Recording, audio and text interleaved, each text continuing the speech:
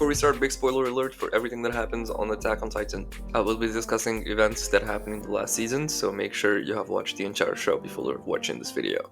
俺が何をしようと、何を選ぼうと、それは俺の自由意志が選択したものだ。この世に生まれないこと、これ以上の救済はない。In the world of Attack on Titan, freedom is everything. Eren screams it, fights for it, and dies for it. What if that freedom never actually existed? 海の向こうにいるのは敵だ。向こうにいる敵、全部殺せば俺たち自由になれるのか? Today we're diving into the death of free will in Attack on Titan.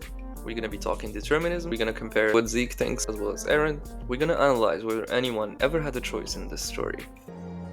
パラディ島で殺し合いをさせて、みんなを、俺の大切な仲間を生き残れるかどうかもわからないまま戦いに巻き込んだ。全てを放り出してここまで逃げてきた。2割までだ。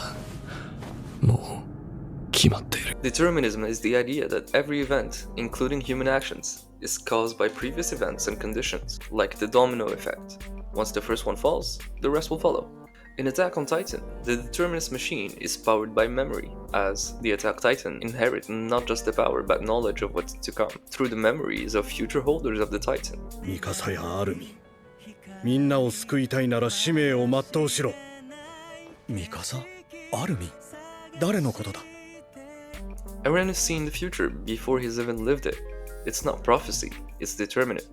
No possible escape from the future that was already seen in future memories, because if it exists in those future memories, it by definition already happened. So the timeline, at least for the Attack Titan, is not linear. 始祖の力がもたらす影響には過去も未来もない。同時に存在する。始祖の巨人ならユミルの民が子供を産めなくすることもできるのかな。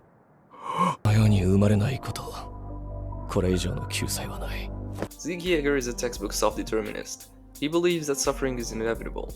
So the best option? Let's just take out all the humans from the equation. Or at least, the humans that were bothering him in this case. His euthanasia plan is somewhat rational when you think about it, if you assume suffering is unavoidable and free will doesn't exist. From Zeke's logic, if we're just programmed to destroy each other, then maybe we should just end the program. Then there is also a certain utilitarian logic that comes with Zeke, because he prefers that the program only ends one way. He never actually proposed that you would get rid of everyone in the world, because their pain would be much higher than the pain that people of parity would be suffering, because they're significantly fewer. The general philosophy of Zeke also made me think of David Benatar and his book, Better Never to Have Been.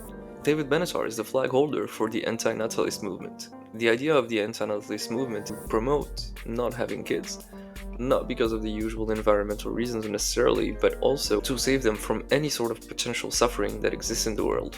But if you could argue about the suffering you would live through outside of Attack on Titan, in Attack on Titan for the people of parity, it's hard to argue with Zeke's plan. It will go through suffering, and we know this for sure. We even see it in the future after Eren goes through with his rumbling, and still the pain arrives in parity at one point or another.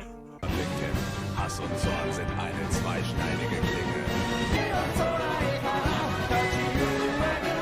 Years later, yes, but it still happens, and the people of parity of the future also live through the same, and the cycle just restarts.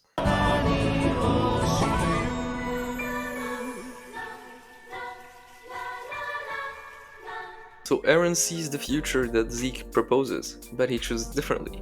Or really does he? Eren doesn't fight fate, because he is fate. He is telling his dad to actually start everything. 何をしてる? 立てよ父さん。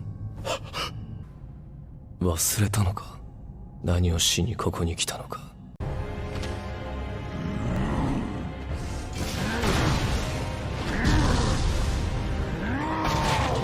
Not only does he push Grisha to eat the founder and kill the entire family, but he also uses memories to trap others in a future that he already knows. アルミンも記憶が戻ったんでしょう。エレンが私たちに会いに来ていた時の。But the others have not decided on yet. He says he's fighting for freedom, but he's manipulating everyone from the shadows. That's not freedom. 俺は自由だ。俺が何をしようと、何を選ぼうと、それは俺の自由意志が選択したものだ。アルミ、お前はまだ兄のところに通っているだろう。それは本当にお前の意志か。アッカーマン一族はエルディアの王を守る意図で設計されたんだよ。俺がこの世で一番嫌いなものがわかるか。不自由なやつだよ。That's not freedom. That's even possibly a self-fulfilling prophecy. Eren eventually becomes the monster he once feared. He cannot break the cycle because he is the cycle. He participates in building every single aspect of the story, from the very first trauma that he goes through by seeing his mother die. あの時ベルトルトはまだだから見逃した。最後に向かわせたの。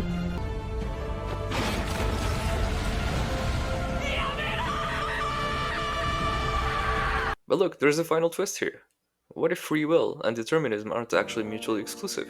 Maybe Eren didn't actually choose his path, in the direct sense, but inside of the loop of all the causes and effects, he actually acted in the way that he would have acted. Even though the future might be written, it's written in a way taking into account what the characters would actually do in those situations, so it becomes a little bit of a paradox. And in Eren's case, he might have become who he was always going to be. This idea comes from compatibilism, the idea that freedom is about acting from yourself, even if the self is shaped by all the previous causes that you didn't pick. 死にたくねえ。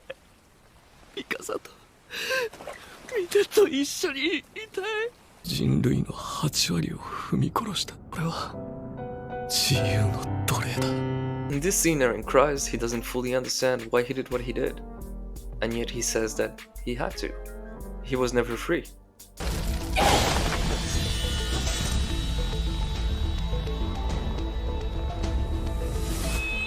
Attack on Titan really asks a terrifying question. If the future is already written, what's the point of trying? Zeke answers in his way, to just end it. No more children equals no more future, equals no more war, equals potential peace. We never actually get to see the future that would have happened if the plan was actually applied. What we see is that Eren's way is just to go through with that future. The future where everyone dies and we just start the cycle over. He has become the cycle he wanted to break. Or he was always the cycle. In the end, for some, the fight for freedom isn't really about winning, but maybe just about the fight.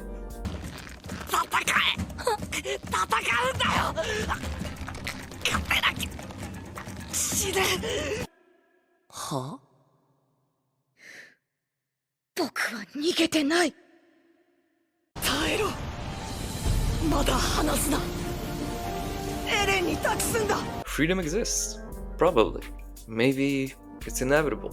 Or maybe it doesn't exist at all. これが結末らしい。お前らが捧げた心臓の。Alright, thank you guys for watching. Subscribe and like the video if you enjoyed it. The algorithm really loves when you do that, so alright, cheers.